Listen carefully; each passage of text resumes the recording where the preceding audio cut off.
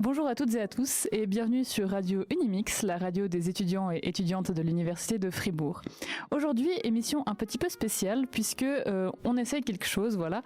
On va faire une petite parenthèse qui ne sera pas une parenthèse académique mais une parenthèse entre étudiants où on va un petit peu échanger des idées et des réflexions autour de thèmes divers et variés. Aujourd'hui, le thème qui nous concerne, c'est le journalisme. Et pour parler de ça, je suis aujourd'hui accompagnée de Guillaume et Maxime. Salut. Salut. Est-ce que, en tout premier lieu, vous pourriez un petit peu vous présenter, dire qui vous êtes et surtout un petit peu votre rapport avec le thème du journalisme? Alors moi le thème journalisme il vient un peu de mon enfance, on va pas faire une rétrospective des années en arrière, mais mon grand-père est un des trois bonhommes qui a lancé Radio Rhône FM, donc en Valais, et du coup depuis que j'étais petit je me suis amusé à faire du découpage d'émissions, et j'allais dans des studios mais je trouvais ça assez cool, mais ça m'a jamais tellement marqué, c'était un peu un truc qui était comme ça sur le tas. Et quand je suis débarqué à l'université, je me suis dit pourquoi pas se lancer à la radio, ce qui était un des meilleurs choix de ma vie je pense. Et maintenant, là, voilà, ça fait depuis quelques semestres que je fais de la radio comme animateur. Depuis le début du semestre passé, du coup, je suis devenu rédac-chef de la radio. En parallèle de ça, je suis aussi dans le comité de Spectrum, du coup, je joins de l'université, donc je pense que nous parlera un peu plus Maxime, qui est tout cet aspect journaliste que j'ai beaucoup apprécié. Et aussi, j'ai pu écrire des articles dans plusieurs journaux. Et ce qui me plaît pas mal, personnellement, dans le métier journalisme, c'est cette approche avec les gens, le fait d'aller directement vers peut-être des personnes qui seraient pas concernées ou qui auraient pas un droit de parole ou qui pourraient donner une perspective qu'il n'y a pas dans d'autres médias. Le fait que, on pourra de nouveau en reparler, mais qu'on ait une radio qui a pas tellement d'enjeux ou d'ambition, fait que souvent les gens ils peuvent se livrer sur des choses où ils nous sentent pas comme agressifs. Ils vont pas se dire ils viennent nous chercher quelque chose qui va faire polémique, parce que si on a un article polémique, nous on aura 10 personnes de plus qui nous écoutent. Donc il n'y a pas de danger. Et ce qui fait que les gens peuvent plus facilement parler de cœur, parler de leur enfance, parler de ce qui les a touchés. Et c'est personnellement ce qui m'a beaucoup plu dans cette approche de journalisme, mais que je sais que je pourrais peut-être pas forcément continuer avec dans des vrais médias officiels, RTS et des choses comme ça. C'est pour ça que ça restera quelque chose comme une parenthèse, comme on disait avant, mais pas forcément quelque chose qui va me suivre, mais que j'aurais gardé quelque chose de précieux. Pour ma part, c'est un domaine, un métier qui m'a toujours plus ou moins intéressé. Après, j'ai toujours un peu hésité, est-ce que je veux me diriger vraiment là-dedans ou plutôt avoir ça comme activité accessoire, on va dire. Et je suis en biologie, donc j'ai décidé plutôt d'avoir ça comme activité accessoire. Et l'année passée, j'étais rédacteur en chef de Spectrum, donc ça m'a permis de voir aussi qu'est-ce que ça implique d'être à la tête d'un journal, enfin à la tête avec une autre personne, vu que c'est un journal qui est bilingue. Et de ce point de vue-là, en fait, moi, ça m'a toujours plu aussi d'écrire de manière générale, pas forcément du point de vue journalistique, mais juste écrire. Et puis d'avoir ce côté aussi créatif par rapport à la culture, à la musique, ça, c'est quelque chose qui m'a toujours beaucoup plu. Et puis sinon je suis assez au courant de l'actualité, je me tiens un peu informé de tout ça, et pour moi je distingue vraiment tout ce qui est plus actualité, qu'est-ce qui s'est passé, que du journalisme un peu plus poussé, on va dire, que ce soit du journalisme d'investigation ou du journalisme un peu réflexif. Et pour moi, j'essaie vraiment de distinguer ces deux approches, parce que c'est complémentaire, mais en même temps c'est pas tout à fait la même chose. Donc pour moi, le journalisme, ça englobe en tout cas ces deux aspects-là, quoi. Eh bien moi je suis en voie pour être journaliste du coup. Et puis là actuellement je suis pas en communication, mais je compte faire mon master à Neuchâtel en journalisme. Et en fait moi j'ai fait de la radio au CO parce qu'il y avait une radio dans mon CO. Et puis du coup quand je suis venue ici à l'université, j'ai un petit peu discuté avec des gens qui m'ont dit qu'en fait il y avait plein de médias universitaires. Et puis c'est vrai que c'est mon deuxième semestre, donc du coup j'ai pas encore pu beaucoup expérimenter, mais ça me plaît beaucoup. Aussi pareil, j'aime beaucoup écrire, donc ça fait depuis longtemps que j'aime bien écrire, tant des trucs très créatifs, des histoires, des poèmes, que aussi des trucs un peu informatifs pour moi. Et puis typiquement faire des chroniques, je trouve ça super, interviewer des gens, je trouve ça super. Et je trouve intéressant que tu mentionnes justement les deux approches du journalisme, et l'actualité, et de l'autre côté l'investigation, la réflexion. Parce que moi, c'est justement cette partie-là qui m'intéresse plus, disons, dans le journalisme. J'aimerais beaucoup participer dans du documentaire, à l'écriture ou à la recherche. Et c'est un petit peu, mon rapport. Et je pense que ça peut nous mener vers notre première question autour de ce sujet-là. C'est que moi, une remarque que je reçois souvent, c'est « Ah, ça m'étonne qu'il y ait des gens qui veulent encore faire journaliste, alors que c'est un métier qui est assez en déclin. » Et c'est vrai que... il y a un petit peu toute une tout un truc déjà entre les médias qui sont privés et publics, parce qu'ils ne reçoivent pas de l'argent de la même manière, et les médias privés du coup fonctionnent beaucoup avec la publicité, et les médias publics, même s'ils ont beaucoup de subventions, en fait on voit que ça baisse. Et je voulais un petit peu savoir, c'est une question un peu vague peut-être, vous me demandez si vous voulez que je précise un petit peu... Voilà, quel est votre avis par rapport un peu à ce déclin du journalisme du point de vue financier? Est-ce que c'est quelque chose qui vous inquiète? Oui, tout de même. Enfin, après, j'ai l'impression que ça continuera quoi qu'il en soit, vu qu'il y aura de toute manière des gens qui auront envie d'informer les autres. Mais c'est vrai que depuis qu'Internet existe, on a vu ce déclin financier du point de vue du journalisme, de l'information. Et puis, typiquement, avant, on parlait des subventions ou de la publicité.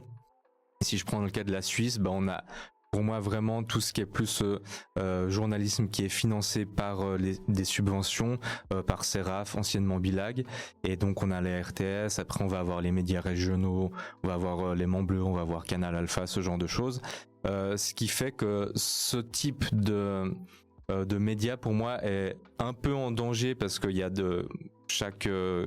enfin pas chaque année mais assez régulièrement, il y a les financements qui baissent, ou on parle du fait de baisser les financements, donc forcément les gens essaient de se réinventer, essaient d'économiser, mais après au bout d'un moment tu peux pas économiser à l'infini, donc tu dois couper dans certains choix. Est-ce que tu veux continuer à faire du sport? Est-ce que tu vas continuer à faire de la production humoristique par exemple? Donc dans le cadre de la RTS, imaginons. Donc on a tout cet aspect-là qui pour moi est partiellement en danger, mais va tout de même perdurer, parce que c'est aussi dans l'intérêt de la confédération, dans l'intérêt de la démocratie, d'avoir des gens dont c'est le métier, et de s'assurer qu'on ait une information qui soit objective. On y reviendra après exactement qu'est-ce que c'est une information objective, mais d'avoir une information objective qui puisse être distribuée à toute la population. Et puis aussi du point de vue de notre unité linguistique, s'il n'y avait pas de financement, il n'y aurait pas de télé ou de radio en romanche par exemple. Enfin, je sais qu'on a très très peu de romanche dans le pays, mais c'est une langue nationale, et puis sans ce financement là, c'est quasiment certain qu'on n'aurait pas de médias de médias privés qui souhaiteraient s'investir là-dedans, parce qu'il y aurait pas assez de sources de financement. Et donc il y a cette autre partie qui est plus le journalisme, on va dire privé, qui appartient à des grands groupes de presse, plus Tamedia par exemple, qui détient plein de titres. Donc on peut, après je sais pas si Tamedia détient ces titres spécifiquement, mais on a La Liberté, on a Le Matin, on a La Tribune de Genève, on a plein de médias qui sont plus, on va dire historiquement, des médias papier, qui maintenant sont aussi bien entendu beaucoup sur Internet. Et puis ces médias-là, ils fonctionnent surtout avec de la publicité, avec des abonnements. Et je sais pas, il y a peut-être un financement public partiel, ça je suis pas trop sûr de ça. Mais quand même, principalement, c'est des médias qui se financent de manière privée. Et de ce point de vue-là, la question c'est, est-ce que on a envie de fournir un contenu de qualité, qui est réfléchi, qui est que les gens ont envie d'aller dessus pour s'informer, pour réfléchir, ou est-ce qu'on va plus aller dans la putacliquerie, de sorte à ce que les gens cliquent parce qu'ils voient un chat mignon, et puis où ils voient tel ou tel sportif qui est mignonne, et donc ils vont cliquer parce que voilà. Donc, et après ça va faire des vues, ça va faire le fait que les annonceurs auront envie de continuer à financer, etc. Et donc pour moi, de ce point de vue-là, ça c'est un peu un danger, parce que on a envie de fournir un contenu de qualité, mais en même temps, quand on est à la tête d'un journal, d'un média, on cherche peut-être la rentabilité. Donc on a envie en fait que ce qu'on publie, ce qu'on écrit soit lu, soit vu. Après, moi je fais un peu le parallèle avec mon expérience à Spectrum, qui on reçoit un petit salaire, mais c'est assez minime. On est financé par l'AGEF.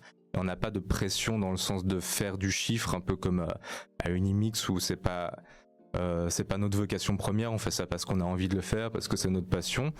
Et donc de ce point de vue-là, ça libère énormément l'esprit. Et puis aussi la ligne éditoriale. Après, on essaye de pas être trop politique, on va dire, dans les médias estudiantins, vu qu'on n'a pas envie on a envie de représenter un petit peu tout le monde, et on n'a pas envie d'être une année un journal de gauche, une année un journal de droite. C'est plus qu'on peut se permettre d'aborder des thèmes qui pourraient être autrement difficilement abordables par des médias, on va dire, plus privés, qui recherchent la rentabilité. pense pour ma part, il y a 2 points que tu dis que je trouve assez intéressants. Vraiment, c'est cette idée d'un péril d'un média comme on le conçoit actuellement. Et deuxièmement, qu'est-ce que peuvent faire ces médias pour innover? Parce que je pense pas que le journalisme ou le média est en train de disparaître. Je pense qu'il se mue, peut-être dans une autre forme, peut-être pas avec les mêmes biais, les moyens d'avant. Mais un truc qui est sûr, c'est que maintenant, n'importe qui avec une petite caméra peut faire un contenu qui soit qualitatif, qui peut être publié, qui peut être vu, qui peut être visionné, qui peut être réfléchi. Et même souvent qui peut être original. On voit ça souvent dans des clips ou des choses comme ça. Un clip des fois a 100 fois plus d'originalité que toute une émission de radio d'une année de télévision réunie. Donc je pense que le journalisme n'est pas forcément en train de disparaître. Je pense que comme tu disais Maxime, il y a toujours cette idée d'informer, elle sera toujours là. Maintenant la peur qu'on risque d'avoir, c'est d'avoir des sortes de services d'État qui soient uniquement informatifs et peu intéressants et qui remplissent uniquement l'information, leur vocation on va dire d'information, parce que c'est l'endroit où ils sont sûrs de pas se casser les pattes. C'est-à-dire que la RTS, la météo de la RTS, ça sera toujours écouté, il y aura toujours des gens qui vont la regarder. Maintenant, si on se tape tous les soirs la météo de la RTS, puis le journal de ce qui s'est passé dans la journée, pour moi c'est plus intéressant. Pourquoi est-ce que j'écoute la radio typiquement 120 secondes, des choses comme ça? Parce que ça me plaît, c'est des émissions humoristiques qui sortent un peu du créneau habituel. Et j'aurais peur qu'on arrive dans une sorte de média où en fait tout ce qui est public reste du média d'information et ne peut plus se permettre de l'originalité, de peur de plus être rentable justement. Parce que n'importe qui peut se permettre aujourd'hui de faire du média en fait. C'est ça qui est aussi important de se dire. Donc qu'est-ce que peuvent faire les médias traditionnels pour se démarquer? On a des choix d'édition éditoriaux. Typiquement Le Monde, c'est un journal qui s'est dit on va essayer d'être qualitatif, d'être dans l'investigation qui soit sérieuse, d'avoir des sources, etc. Mais c'est pas forcément le choix de tous les médias. Certains, comme tu disais avant, sont très putaclic, c'est-à-dire que proposent du contenu qui soit très facile, très aguicheur, mais qui a finalement assez vide.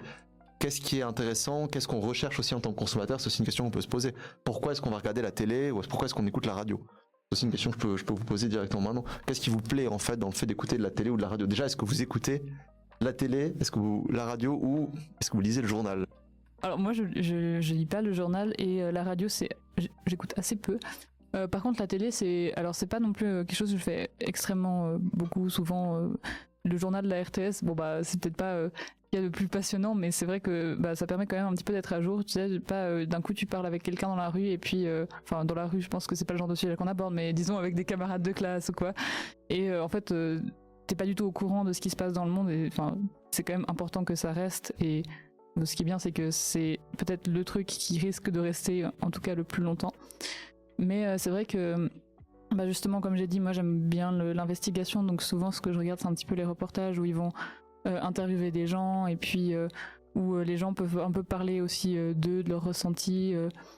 Il y a ça, et puis les programmes humoristiques, une fois de temps en temps, ça fait pas de mal, mais disons que moi c'est plutôt ce côté vraiment de aller creuser en profondeur. Moi c'est ce qui me plaît beaucoup.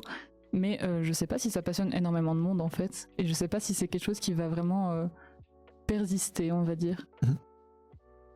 Pour ma part, je regarde souvent le 19-30 pour me tenir informé. Comme tu disais, c'est une manière assez simple de se tenir au courant. Mais après, c'est vrai que si des fois tu loupes 1 ou 2 journées, ensuite je me souviens, en octobre j'étais dans le train et puis tout d'un coup j'entends des gens qui parlent d'Israël, de Palestine, et je dis attends, il s'est passé un truc là, et puis juste parce que t'as manqué une journée, il y a un événement de ouf qui s'est passé. Et donc t'as toujours un peu cette tendance à vouloir soit via le 1930, soit via internet en général te tenir au courant. Après j'essaie de pas non plus trop être là-dedans, parce qu'après ça peut être aussi maladif de toujours être dans l'actualité de ouf. Après moi j'aime pas mal les contenus humoristiques, surtout suisses en fait. Il y a beaucoup d'humoristes que j'aime bien, Blaise Berzinger qui fait Ça joue par exemple, que j'ai eu la chance d'interviewer, disponible sur Unimix. Je fais ma petite promo. Une émission qualitative, hein. Absolument.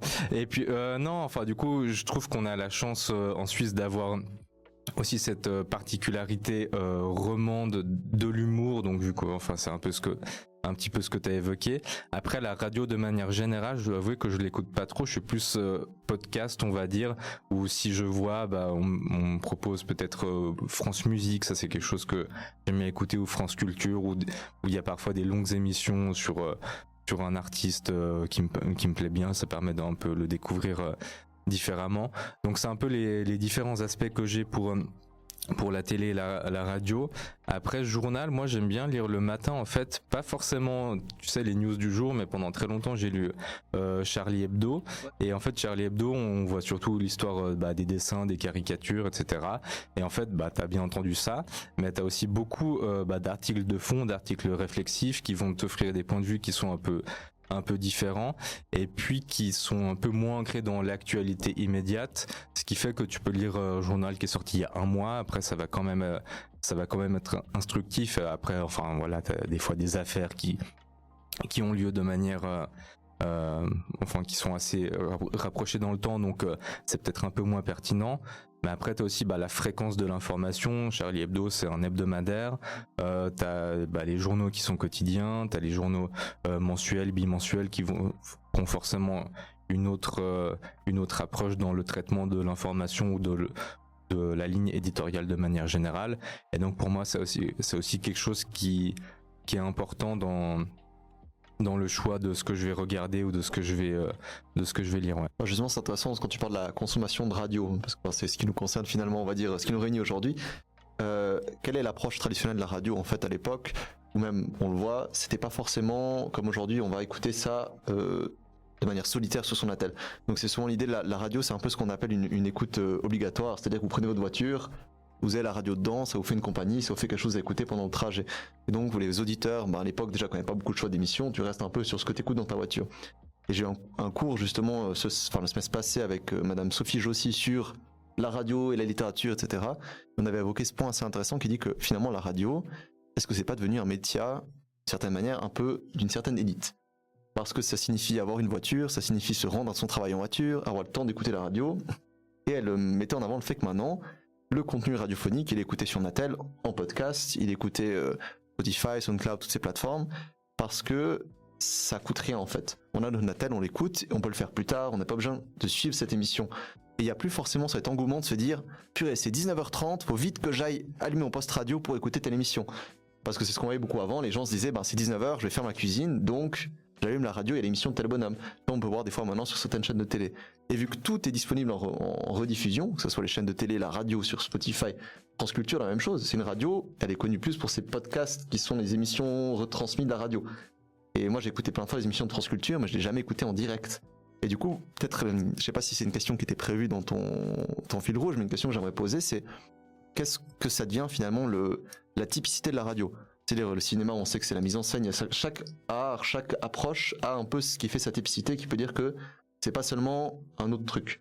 Genre une pièce de théâtre filmée, ça sera pas un film, ça sera une pièce de théâtre, parce qu'elle a une expressivité. Une pièce de théâtre juste enregistrée, ça sera pas que de la radio, et ainsi de suite. Et du coup, est-ce que vous pensez que la radio arrive encore à garder sa typicité quand elle peut être concurrencée par à peu près tout ce qui existe? Elle n'était pas du tout dans le fil rouge, mais du coup je suis contente que tu la poses parce que c'est vrai que c'est assez intéressant. Déjà ce qui est intéressant aussi, c'est que voilà, quand tu compares avec l'écoute disons traditionnelle d'avant, de tu vas allumer ton poste radio, il y a plus beaucoup de gens qui ont des postes radio, genre c'est assez rare, et puis ils prennent un peu la poussière pour ceux qui en ont. Et j'ai l'impression que c'est un petit peu justement, il y a beaucoup les podcasts, et en fait j'ai l'impression que ça a quand même un certain intérêt, enfin un regain d'intérêt, parce que les gens font plein de trucs, et puis c'est comme il y a un petit peu cette montée de la popularité des audiobooks. C'est vrai qu'il y a beaucoup de gens qui maintenant ont plus envie de lire les livres, mais juste de les écouter en faisant la cuisine et tout.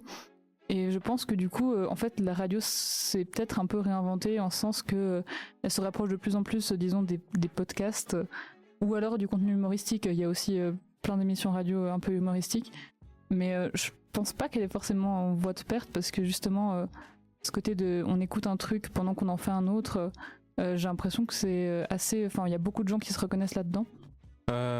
Pour moi la radio en fait c'est un média qui mue. Effectivement au début c'était comme tu disais plus l'information pure, là maintenant on est dans autre chose. Et il y a aussi le fait que de plus en plus les émissions radio sont aussi filmées, parce que les gens vont peut-être regarder ça sur YouTube ou etc. Et tu vas pas juste regarder une image fixe, t'as envie d'avoir des gens de voir les personnes qui parlent. Et ça c'est un truc qui pour moi a un peu changé depuis l'arrivée d'internet, où avant t'écoutais la radio et puis t'avais souvent aucune idée de ce à quoi les gens ressemblaient en fait, donc t'imaginais le visage, de la voix des gens. C'était l'avantage de la radio d'ailleurs. Ouais. effectivement. Et donc on a ça. Après, pour moi, c'est un média qui va rester, après qui va évoluer éventuellement, mais j'ai l'impression que c'est pas parce qu'il y a d'autres formes de médias, d'autres formes de journalisme que les autres disparaissent, que c'est plus des choses qui s'ajoutent les unes aux autres.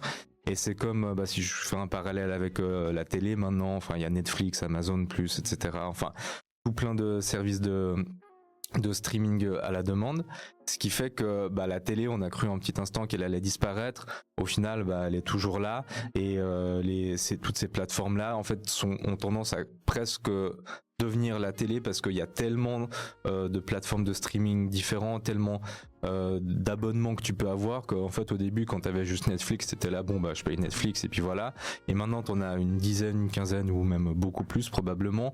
Tu vas pas payer 300 balles par mois pour voir tes séries et puis tes films, et pourquoi pas, peut-être au bout d'un moment ça va tout reconverger en un, et en fait tu vas pas avoir RTS1, RTS2, M6, etc. Tu vas avoir peut-être Netflix, Amazon, Disney+, et compagnie. Donc on aura un peu ce truc là. Et puis aussi un point que je voulais soulever, c'est que vu que maintenant on a le choix d'écouter ce qu'on veut ou de regarder ce qu'on veut quand on le veut, on a aussi peut-être tendance à plus ignorer entre guillemets des choses qui nous plaisent pas ou qui nous intéressent pas.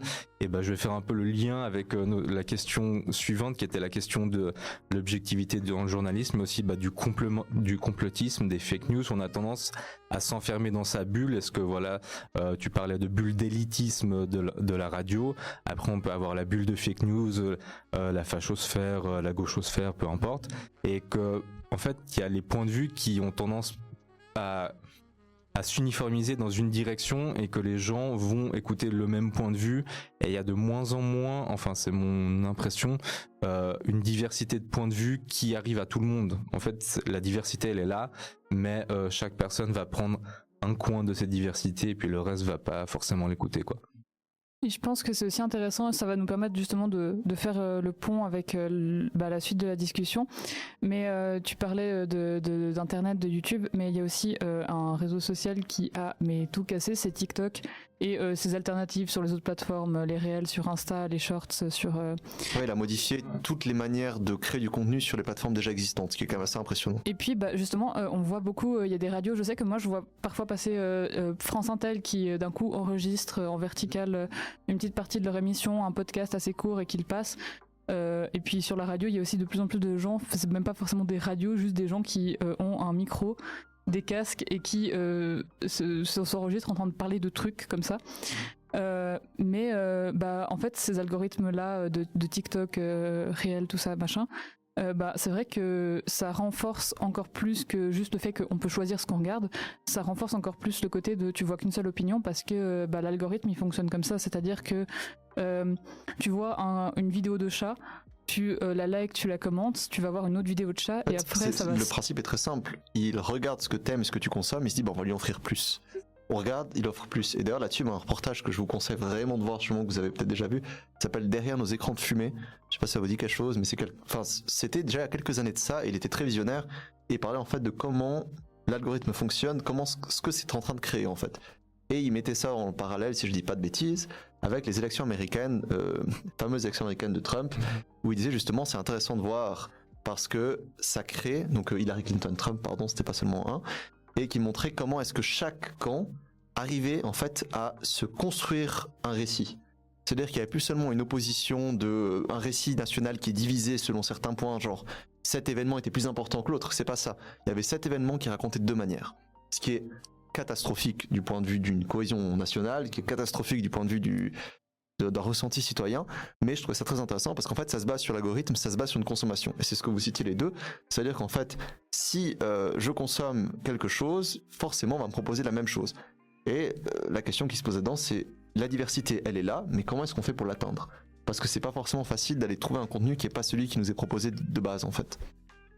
Oui, et puis justement en fait un petit peu tout ce système justement d'un petit peu, tu peux voir que majoritairement l'avis avec lequel tu es d'accord, ou des fois ça peut aussi avoir l'effet opposé parce qu'Internet fonctionne comme ça que si tu vas, il y a les rageux qui vont aller commenter sur des vidéos qu'ils aiment pas et du coup ils vont voir que les vidéos qu'ils aiment Oui, pas. tout à fait. Du coup, mais ça reste que en général t'as que un seul avis. En fait ça fait qu'il y a de plus en plus de gens qui ont pas mal de méfiance envers les médias et c'est aussi une des causes de un petit peu ce déclin que les gens, dont les gens ont un peu peur.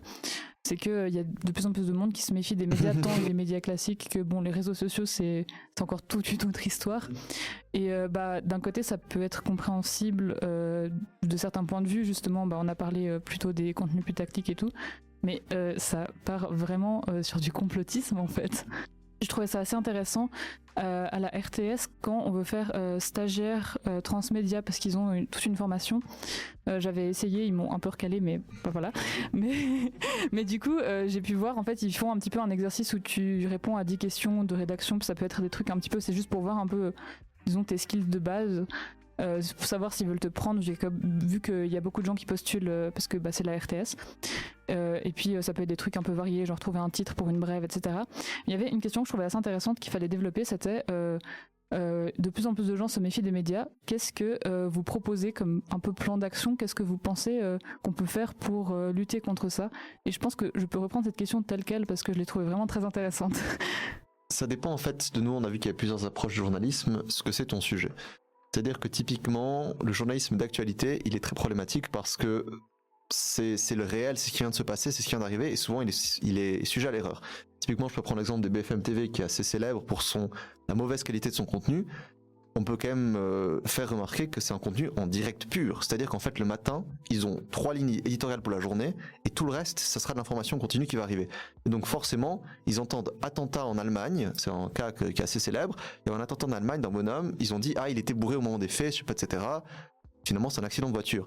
Le truc, c'est pas ça le problème. Le problème, c'est qu'en fait, ils reçoivent les infos, ils la disent. Ils reçoivent les infos, ils la disent. Et donc, quand on a cette approche-là, il n'y a pas une recherche de vérité. Parce que comme dit le vieux dicton, je sais pas exactement comment il le dit, mais en gros, le temps que la vérité mette ses bottes, la mauvaise information a déjà fait le tour de la planète. Je trouve que c'est assez vrai et je pense que c'est le problème actuellement des médias, comme on parlait avant, c'est que si on veut une recherche de rentabilité, de publication, de diffusion, on n'a pas forcément le temps de faire cette recherche que peut se permettre un média comme Arte, qui met 3 ans à sortir une émission qui à la fin est parfaite. Et je pense que ça peut être aussi cette question-là, de à quel point on peut diffuser quelque chose qui soit de l'information d'actualité sans avoir une prise de parti ou une prise d'opinion. Parce que je pense que la personne qui va interviewer Thérèse, qui s'occupe de ses fraises et qui est très contente et qui a découvert une nouvelle forme de permaculture, personne va dire « Ah ah, complotisme !» Par contre, on va faire un reportage sur une entreprise de vaccination qui vient de sortir quelque chose, c'est un sujet qui fait peur, c'est un sujet qui inquiète, et du coup je pense que ça dépend surtout de ce qu'on traite comme information et la rapidité à laquelle on va la traiter et la diffuser. En fait, par rapport à ça, tu as effectivement la question des points de vue, comment ils sont relatés. Et en fait, les choix éditoriaux, ayant été moi-même rédacteur en chef de Spectrum, tu choisis en fait ce que tu veux proposer, les sujets dont tu veux pas aussi. Donc, ce qui fait que même si après ton contenu il peut être éventuellement objectif, le fait que tu choisisses de parler ou pas de tel ou tel sujet, c'est quelque chose qui en soi détruit déjà l'objectivité qu'on pourrait avoir. Et je vais faire un petit parallèle avec le conflit israélo-palestinien, dans le sens où en fait on a de la peine à avoir des points de vue qui sont palestiniens du point de vue journalistique, parce que déjà il y a malheureusement beaucoup de journalistes qui sont morts, qui sont là-bas, et en fait on a assez peu d'informations qui viennent directement de Palestine, de la zone de guerre. Donc on a aussi beaucoup forcément qui vient plus des Israéliens, soit que ce soit des journalistes israéliens ou des gens qui sont en Israël sans forcément être israéliens, mais qui vont relater ce qu'ils peuvent. Mais ce qui fait qu'on a déjà ce biais de la source en fait. Et après c'est pas pour dire est-ce que les Israéliens ont raison, est-ce que les Palestiniens ont raison. C'est une autre émission. C'est pas le sujet. On n'a pas 4 heures. On n'a pas 4 heures. Mais donc ce qui fait que déjà d'où vient la source de comment tu l'as dit? Est-ce que ensuite, si je reprends l'exemple de ton ton attentat en Allemagne, un mec bourré ou pas, est-ce qu'il est musulman ou pas, est-ce qu'il a crié Allahu Akbar ou pas. Enfin, il y a un truc qui m'a fait un peu rire entre guillemets quand il y a eu quelques mois de ça, je crois, un homme, un demandeur d'asile qui avait été dans une école et qui avait crié Allahu Akbar. Enfin bref, Ouais, mais je dis c'était dans le Jura ou quelque chose comme ça, il me semble que c'était en Suisse. C'était pas à Neuchâtel? Ouais, quelque chose comme ça. Mais Dans cette du partie coup, de ce qui fait Normandie, qu'en fait, quand j'ai vu l'info passer, c'est il a eu des propos menaçants et les propos menaçants, c'est Allahu Akbar, tu vois. C'est un cri de foi pour une certaine partie de donc, la population mondiale, quoi. Ouais, et puis là, typiquement, est-ce que tu dis, bah, cette personne a eu des propos menaçants ou est-ce que cette personne a crié Allahu Akbar? Enfin, déjà, le fait de qualifier ça de menaçant, après, enfin, chacun juge ce qu'il veut, tu vois, mais dans la manière de dire ce qui s'est passé, déjà, t'influences l'opinion, tu dis, ah, bah voilà, ça, je sais pas, un Iranien, un Irakien, forcément, les musulmans, il y en a trop ici, patati patata. Tandis que si tu dis, bah, juste c'est quelqu'un qui a une détresse psychologique, qui se trouve être musulman et puis qui a eu ce comportement malheureux, bah, c'est directement, tu vois, t'influences différemment la manière qu'ont les gens de recevoir l'information. Et je fais un petit dernier parallèle avec récemment Vladimir Poutine qui a donné une interview à un journaliste américain Tucker Carlson, qui je crois avait sa propre émission avant, enfin bref, et bah cette interview a été ensuite relayée sur les médias occidentaux, et en fait je me rends compte qu'on a jamais vraiment la parole de l'autre côté de Vladimir Poutine par exemple, et qu'on a à chaque fois le point de vue des journalistes occidentaux qui vont dire voilà, il a dit ça, c'est juste ou c'est faux, etc. Ouais, t'as pas accès à la source. Et en fait, ouais, bah moi j'aimerais bien en fait de temps en temps juste savoir qu'est-ce qu'il dit et pour me faire ma propre opinion, s'il raconte n'importe quoi, ou est-ce que ouais, ou est-ce que enfin c'est tout à fait logique ce qu'il dit, je sais pas, tu vois, mais j'ai juste accès à ce que les journalistes occidentaux disent de ça, tu vois. Et je pense que c'est un des ressorts de cette montée du complotisme. C'est-à-dire qu'en fait, on a des fois pas accès à certaines sources, et pour autant que ça dérangeait pas pendant des périodes et des périodes, maintenant c'est devenu tellement naturel qu'on sache tout sur tout à tout moment, que quand on a l'impression qu'on ne peut pas l'avoir, il y a évidemment une sorte de méfiance qui se développe. Typiquement, le premier cas dans l'histoire d'un véritable sursaut du journalisme, où le journalisme a été vraiment un facteur de prise de conscience, c'est la guerre du Vietnam. C'est-à-dire que la guerre du Vietnam, il y a des gens qui vont avec des appareils photo et qui disent, voilà, regardez ce que c'est la démocratie dans un pays comme ça, regardez ce que ça fait, et ils montrent des photos plus que célèbres, des enfants qui sont brûlés au napalm, etc. Et le journalisme a un rôle. C'est-à-dire qu'en fait, les gens voient ça et se disent, faut que ça change, il y a les manifestations aux États-Unis, un mouvement populaire, ainsi de suite, et c'est une raison parmi plein d'autres qui font que les États-Unis, enfin les GI, partent du Vietnam. Et donc maintenant, aussi la question par rapport à ça, c'est est-ce qu'un média, de nos jours, peut encore avoir une quelconque utilité à part de la pure information? C'est-à-dire que moi, j'ai jamais lu un article qui m'a fait dire, tiens, il faudrait qu'on fasse changer ça ou ça. Et j'ai l'impression que c'est peut-être aussi parce qu'on n'a plus accès à cette source choquante, on n'a plus accès directement à la source. C'est-à-dire qu'elle nous est tout le temps modifiée, elle est tout le temps assortie d'un commentaire, etc. Je sais pas si tu vois ce que je veux dire. Non, effectivement, après, ça m'a fait penser au fait de comment tu peux faire confiance ou pas. Est-ce que tu recoupes l'info? Et typiquement un des cas de ces dernières années, c'est le Covid. On disait les masques c'est inutile, les masques c'est utile. Et puis il y a eu en France ce professeur Didier Raoult qui disait c'était quoi, la chloroquine ou un truc comme ça, qui dit la chloroquine c'est quelque chose qui te permet de guérir du Covid. Et puis je crois que récemment ça a été prouvé que non. Et c'est des choses qui, si je prends le cas de la science qui est aussi mon expertise, c'est des trucs où souvent c'est complexe et tu peux pas forcément dire blanc ou noir dès le début. Ouais. T'as souvent tout un spectre, et dans le cas de la science en particulier, tu vas pas dire ok, l'hydroxychloroquine guérit ou ne guérit pas tant que t'as pas fait suffisamment d'études, de tests statistiques. Il y a vraiment tout un processus qui fait que déjà toi tu dois être sûr de ton truc, que ton étude elle soit valide, et qu'après les autres scientifiques ils regardent ton étude et ils disent ok elle est valide, tu peux la publier dans tel ou tel journal scientifique. Ça c'est un autre sujet encore, le journalisme scientifique. Mais ce qui fait que tu as la validation par les pairs qui te permet d'avoir une info qui est encore assez vérifiée, assez fiable, même si il y a aussi des cas dans le cas du journalisme scientifique où il y a des articles qui sont rétractés parce que tu as aussi une course à la publication d'une certaine manière, que ce soit à la part des éditeurs ou des laboratoires, des professeurs qui ont besoin de publier pour avoir de l'argent. Donc il y a un petit parallèle à faire là entre recherche académique et puis journalisme.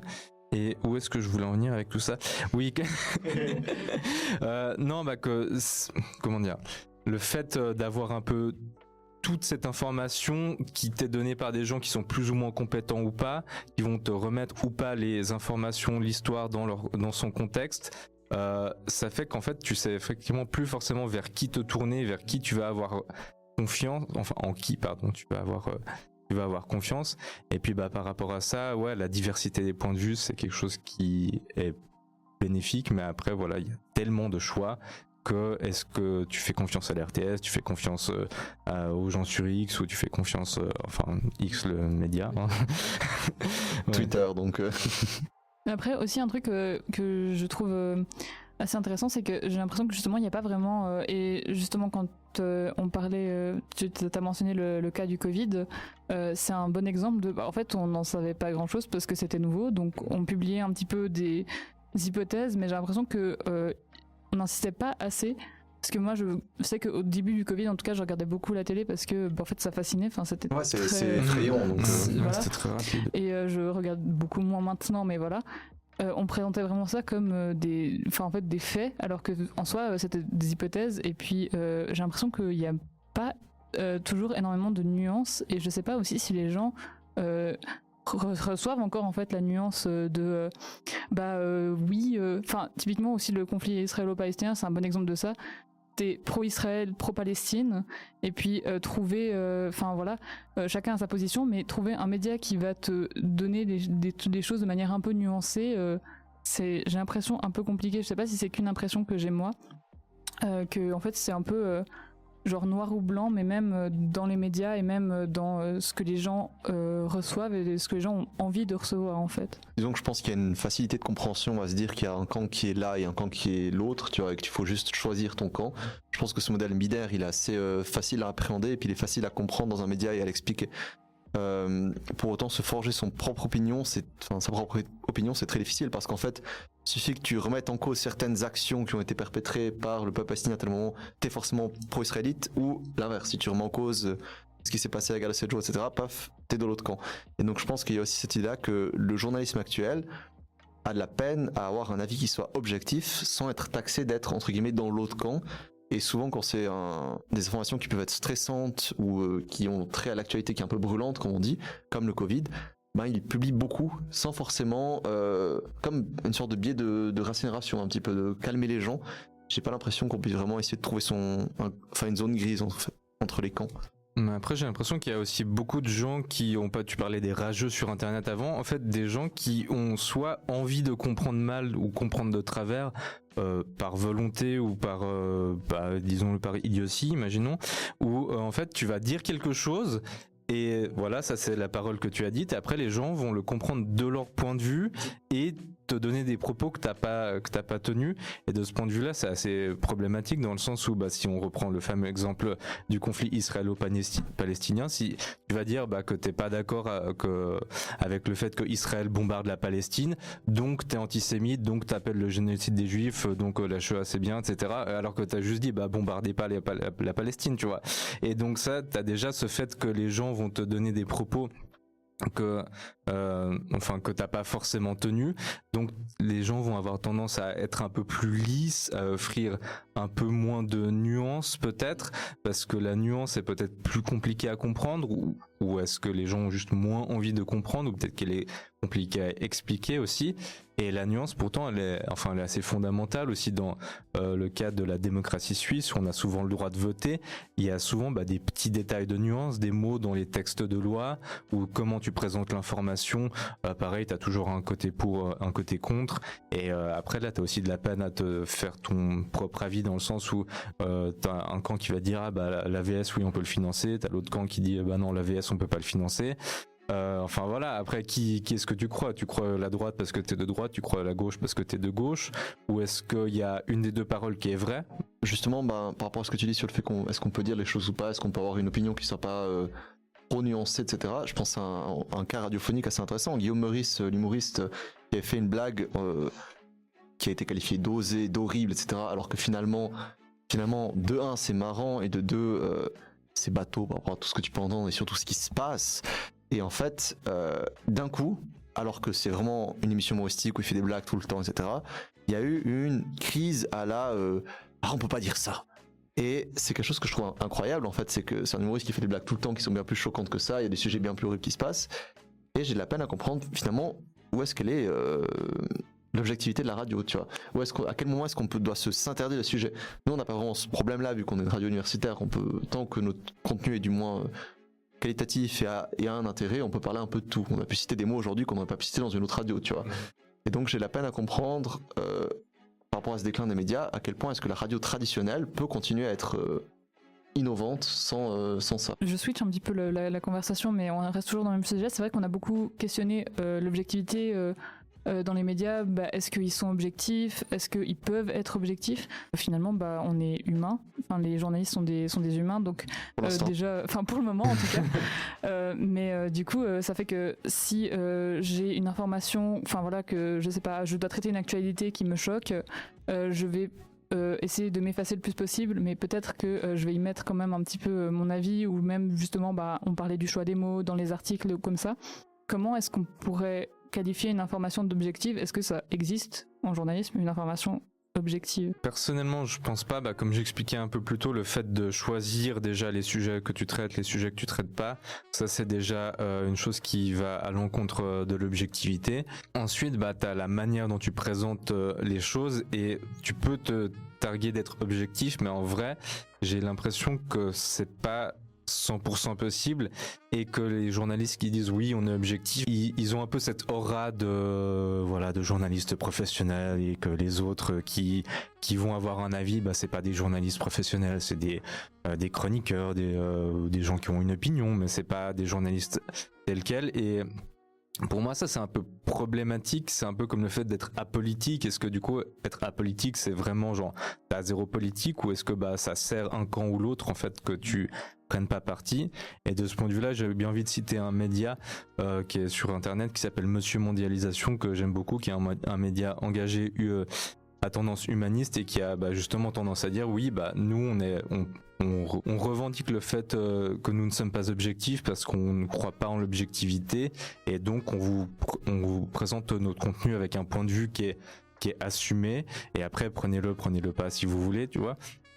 Mais donc ce qui fait que de ce point de vue-là, je trouve c'est une démarche beaucoup plus honnête de dire je suis pas objectif, j'ai mon point de vue, après je peux avoir tort, je peux avoir raison, ça c'est un peu secondaire on va dire, mais d'annoncer la couleur entre guillemets, tandis que quand tu te dis objectif, pour moi c'est compliqué parce qu'on a nos biais sociétaux, nos biais culturels, relationnels, etc. Ce qui fait que on peut pas être vraiment objectif, on peut s'en approcher, mais on peut pas l'être purement, j'ai envie de dire. Justement à ce propos-là, pour moi, je pense souvent un peu aux divergences d'opinion comme le fédéralisme suisse. C'est-à-dire qu'en fait, un parlement suisse, c'est pas composé de 200 personnes du centre, enfin, ça dépend les cantons,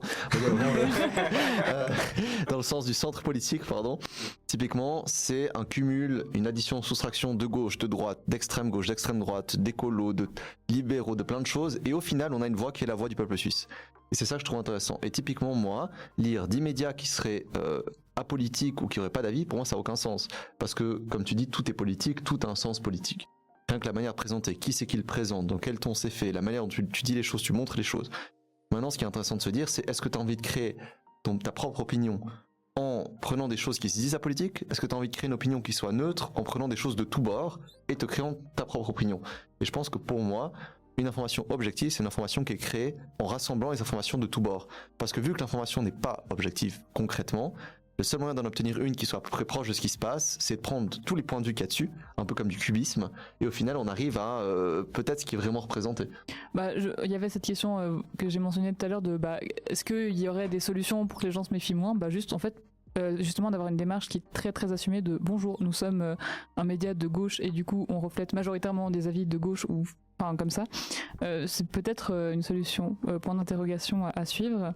Et je vous propose désormais, ça fait un petit moment qu'on est ensemble, de faire une petite parenthèse, définitivement beaucoup de parenthèses dans cette émission, mais sur les IA qui sont un sujet dont on pourrait parler aussi pendant 1 heure, mais peut-être les IA dans l'information et les IA dans le journalisme. On en parlait un petit peu avant de lancer l'enregistrement, mais il y a de plus en plus de contenu généré par des IA et qu'on n'arrive pas forcément à distinguer. Tu donnais l'exemple des citations qui sont attribuées à des auteurs qui sont pas du tout vraies. Voilà, juste on les a générées à partir du vrai contenu de ces auteurs, mais les citations sont fausses. Ou bien des images retouchées. Maintenant, ça se perfectionne même dans la vidéo. On peut faire des vidéos qui sont complètement fausses en mettant même la tête de quelqu'un. Alors en général, ça se crame, mais ça s'améliore de plus en plus. Donc voilà. Et je voulais savoir un petit peu votre avis. Est-ce que l'IA ça vous fait peur? Est-ce que, je pose le sujet. Libre à vous de un petit peu parler de ce que vous en pensez. Je pense que c'est un outil qui est là, qui va rester, qui va se développer, qui va être de plus en plus convaincant et il va falloir faire avec. Et de ce point de vue-là, ça me semble assez inutile entre guillemets d'en avoir peur vu que tu vas pas pouvoir combattre l'IA. Le ludisme. On va aller brûler tous les ordinateurs. C'est à toutes les cartes mères. Ouais. Non, mais c'est comme si tu fais le parallèle un peu antique entre guillemets. Quand t'as eu l'invention de l'imprimerie, mais les copieurs, les moines qui copient, le métier va disparaître, ça machin. donne accès à des gens qui auraient jamais dû voir ça. Ouais. Enfin voilà, donc la technologie, les évolutions technologiques remontent loin et le débat est vieux tout en étant plus ou moins nouveau parce que en fait là tu peux te passer de gens qui ont cette qualité humaine de savoir écrire, synthétiser une information en demandant à une IA qui est pour l'instant encore assez faillible, qui va te raconter des conneries parfois. Donc après c'est pas exclu que dans le futur ça devienne de plus en plus convaincant. Donc il y a ce fait déjà ça enlève de la force de travail. Donc après les humains qui restent en fait c'est quoi leur vraie valeur? Et du point de vue purement financier, si moi j'ai un média rentable que je cherche à faire en sorte qu'il soit rentable, pourquoi je vais vous engager toi Guillaume, toi Sarah, alors que j'ai ChatGPT qui peut faire ça pour moi gratuitement et puis beaucoup plus rapidement que vous, je dois pas payer des indemnités de congés payés, etc. Enfin, donc il y a tout ce côté très très cynique de purement financier entre guillemets, mais après tu vas quand même toujours avoir besoin de gens qui sont physiquement présents sur le terrain pour tendre le micro à des personnes, pour prendre des photos, pour faire des reportages, etc. Et ça, l'IA, je vois pas, en tout cas dans un futur proche, qu'elle soit capable de créer du contenu entre guillemets, à partir de choses qui sont réelles, on va dire. Elle peut assembler, agrémenter à partir de différents articles pour te proposer un point de vue éventuellement. Ça, oui. Mais après, pour moi, les humains resteront toujours quand même indispensables. Et après, j'ai quand même l'impression que ça serait plus honnête si les médias disaient ok, ça a été fait avec l'intelligence artificielle ou pas, de sorte à ce que tu puisses aussi toi-même juger, parce que on se fait de plus en plus savoir en fait aussi par rapport à est-ce que c'est un humain qui parle, c'est la voix générée artificiellement ou pas. Il y a plein de trucs qui fait que moi ça me pose un peu des problèmes éthiques de pas savoir et de me faire avoir entre guillemets par cette intelligence artificielle, quoi. Je pense que par rapport à ce que tu dis, ça va pas forcément détruire des emplois, ça va les déplacer, ou dans un sens ça va quand même détruire ceux qui sont existants. C'est sûr qu'entre rédacteurs ou entretien d'ordinateur ou de machine ou développeur de IA, c'est pas du tout la même chose, ça demande pas les mêmes compétences et d'autres domaines. Donc il y a forcément un changement, comme quand il y a eu les voitures, comme quand il y a eu les lampadaires, il y avait plus bonhomme qui allait allumer des bougies, et ainsi de suite. Donc il y a un changement qui va s'opérer et je pense que c'est évident.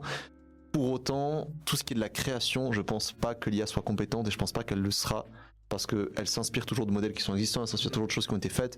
Je pense que pour un travail de bureautique, pour un travail de recherche de définition, en fait pour moi je le vois vraiment comme une sorte de Google un peu mieux. C'est-à-dire qu'on cherche quelque chose, elle peut nous orienter, etc. Mais ça reste quand même mauvais. C'est-à-dire que moi j'ai tenté de faire des articles juste comme ça, mais vraiment pour le plaisir de voir ce que ça donnait, c'est quand même pas bon. Et je pense que, je sais pas si c'est quelque chose qui est un problème qui est maintenant, mais je pense que on trouvera jamais d'originalité dans une IA parce que c'est très difficile d'implanter cette originalité, en tout cas de ce que j'ai vu pour l'instant.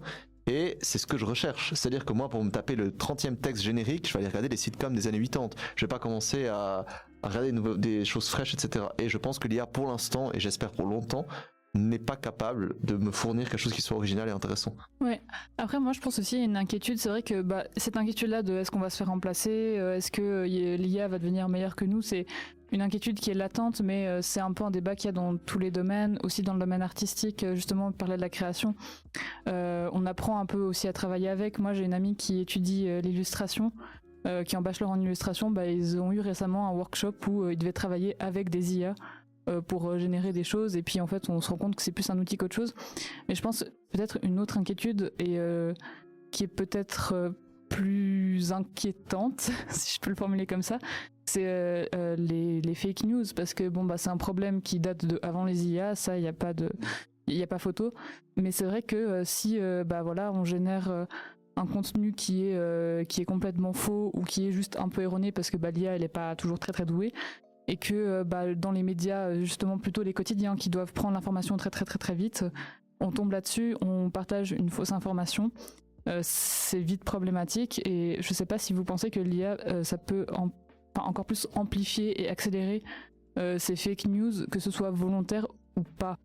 Je pense que l'IA peut être formée pour créer des fake news, peut être utilisée dans ce sens-là, et on a déjà vu, justement, on parlait de certains conflits récents dans lesquels l'IA, d'un coup, on a pu réussir à plus facilement modifier les images, mettre du son, il fallait pas mettre des ans. On avait des photos d'enfants en cage, mais c'était fait tu mets 2 minutes sur Paint et c'est mieux fait, mais ce qui est important à dire, c'est qu'il y a une utilisation de l'IA qui est là. Donc je pense que ça veut dire que les gens ont compris quel impact ça peut avoir les images, et d'avoir un logiciel qui a aucun problème éthique, parce que c'est un robot, à mélanger des choses un peu gore pour faire quelque chose, une information qui soit effrayante, je pense que ça va arriver et c'est déjà le cas. Maintenant, concrètement, je pense pas que c'est quelque chose qui... Disons que pour moi, la manière de lutter contre, ça sera le journalisme directement. C'est-à-dire qu'en fait, le journaliste qui va chercher ces informations, il doit essayer d'aller un peu plus loin. Si on a une information qui doit être très rapidement, qui doit vite prendre des informations, prenons pas d'image. Basons-nous, quitte à diffuser l'information, autant qu'elle soit sourcée, autant qu'elle soit juste, mais diffuser quelque chose qui soit putaclic parce qu'on a vu que c'est plus du journalisme. Pour moi, on est dans une démarche commerciale et je pense que on doit plus donner ce titre de journalisme.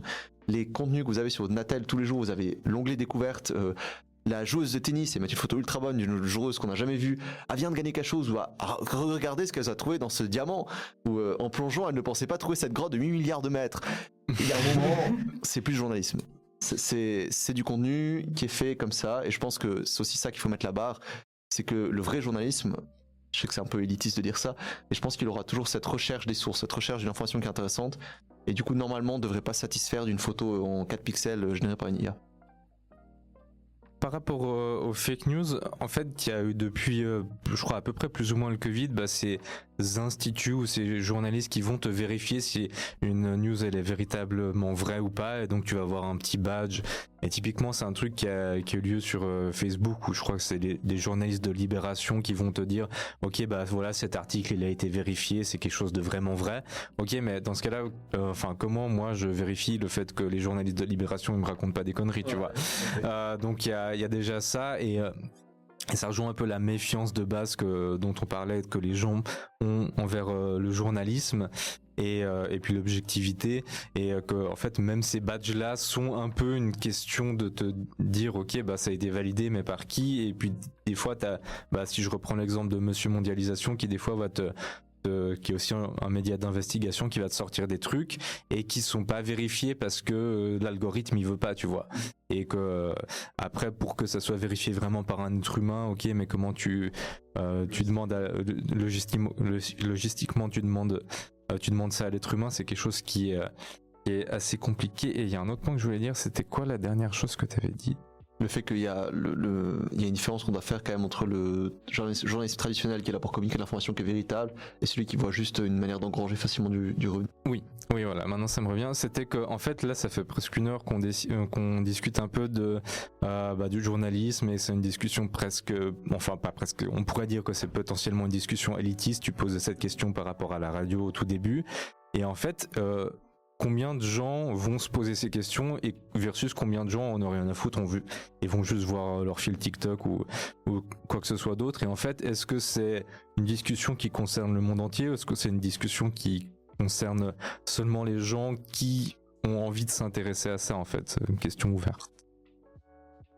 Je pense que ce serait la dernière question avant que nous clôturions l'émission, moi je pense que mon avis c'est que finalement peut-être que voilà cette émission là, je pense pas que c'est Monsieur Tout le Monde qui va l'écouter parce que justement la plupart des gens se posent pas forcément la question, mais c'est quand même une question qui concerne tout le monde dans le sens où c'est important d'avoir des médias de qualité parce que c'est aussi ce qui fait que les gens sont pas trop cons et sont un peu informés de manière juste et que voilà je pense que sans les médias alors ce que ça donnerait. C'est ça, mais c'est pas viable en fait d'avoir un monde où en fait juste rempli de fake news et où les gens en fait ils vivent dans une réalité qui n'est pas la réalité qu'on a nous.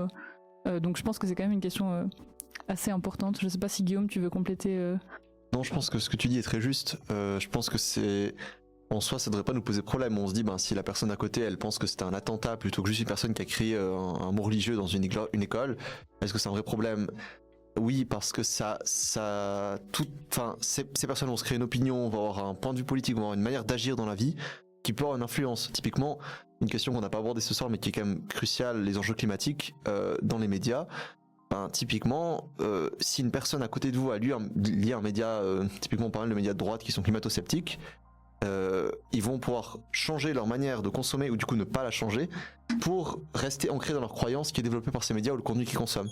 C'est-à-dire que si dès demain j'ai envie de consommer uniquement du contenu climato-sceptique, tout le temps que je consomme actuellement en regardant des films, en lisant des livres, etc., je pense que je peux le remplacer facilement par du contenu nouveau tous les jours qui soit uniquement climato-sceptique. Donc pour moi c'est là qu'il y a des problèmes qui peuvent venir.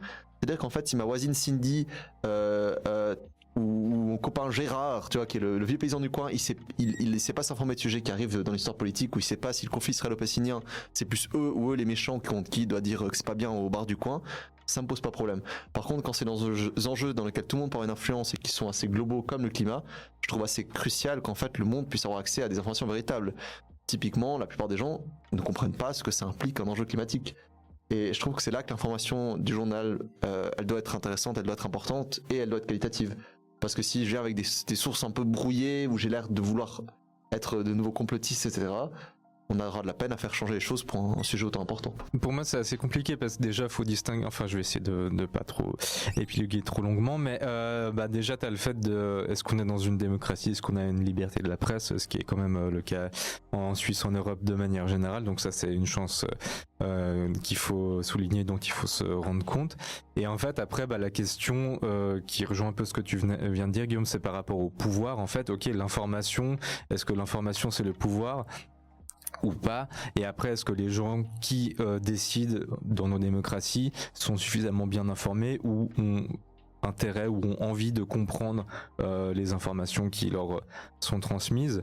Et puis je vais peut-être finir avec un parallèle à Game of Thrones où il y a Littlefinger qui dit à Cersei, du coup la reine, oui mais tu sais l'information c'est le pouvoir, voilà moi je connais tout ce qui se passe ici, c'est moi l'homme le plus puissant du royaume, et puis elle prend ses gardes et lui dit ouais tranchez-lui la tête, le pouvoir c'est le pouvoir. Et puis dernier petit point par rapport à ce que tu disais sur les gens de pouvoir, à quel point est-ce qu'ils ont accès à une bonne information. Le président Emmanuel Macron s'était remarqué dans plusieurs journaux qu'il passe la majorité de son temps sur BFM TV justement à regarder des émissions. Donc c'est intéressant aussi de remarquer un peu savoir que même les élites aussi consomment des médias et donc c'est aussi une influence sur elles, quoi.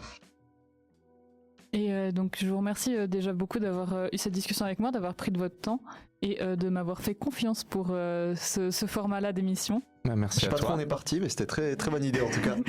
Et je sais pas, on a une discussion quand même qui était assez négative dans l'ensemble. Les médias sont en déclin, c'est un petit peu le parti pris. Je sais pas si vous avez peut-être pas en une phrase peut-être votre take-home message pour les gens qui nous auront écoutés jusqu'au bout. Je pense que les médias sont en train de se réinventer. Que ça permet à tout le monde d'avoir une liberté d'expression, que ça va pouvoir permettre de propager encore plus la liberté d'expression. Ça va permettre aussi aux gens à savoir comment est-ce qu'ils doivent vraiment la gérer, comment est-ce qu'ils peuvent ça va redonner à chaque personne la liberté de savoir ce qu'elle veut consommer et donc de vraiment décider de ce qu'elle a envie de garder de l'information pour éviter de consommer uniquement l'information négative ou uniquement l'information positive, vraiment de créer sa propre perspective, et ça je pense que ça sera permis par ce renouveau des médias. S'informer, c'est un choix entre guillemets aussi, donc faites ce choix si vous voulez être des citoyens qui ayez envie de participer à la vie de votre pays. Superbe, merci beaucoup et à bientôt sur Radio Unimix.